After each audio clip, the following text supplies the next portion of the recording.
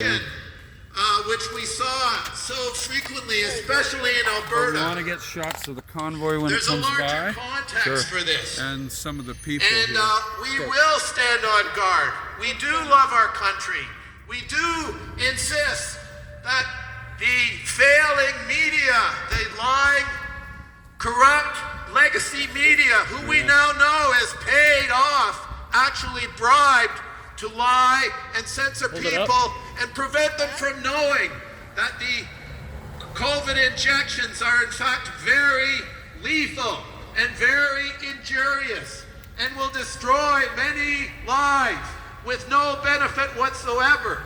And when it's being done to children who have a plague of myocarditis, little children, and still it's kept hidden from us.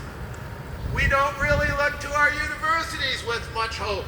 We don't look to the criminal justice system. The courts have not been our friend. The courts are not doing their job. The judges in the courts, they get all their perks, but they don't ask to see the evidence and then close the courts off. There's supposed to be a public dimension to the courts, but it's easier just to hide in those big buildings. So we're really fed up with the judiciary, which is failing their responsibilities, which are acting without regard to the major protections for our human rights in Canada. These are our human rights. They're not given to us by government. They can be denied by government.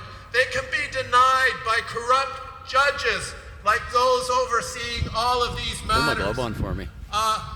So effectively, we don't have a rule of law that is being respected and practiced. What we have is a tyranny with judges posturing as if they deserve respect, but in fact, they're not asking to see the evidence. What is the evidence over 2 years that all of these so-called emergency health measures were justified? You know, we have Brian Peckford coming out and saying, well, he's going to have to go to court to try to prove that the Charter of Rights and Freedoms applies.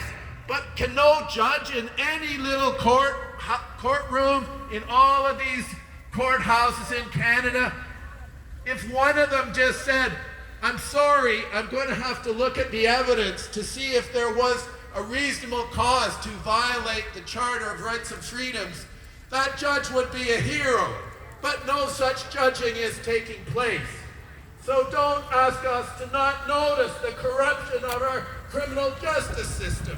There's many good police officers who understand that they're being put in an impossible situation, being given orders, like we saw in Ottawa, to bludgeon people, to trample them with horses, really disgusting violence against peaceful protesters in Ottawa.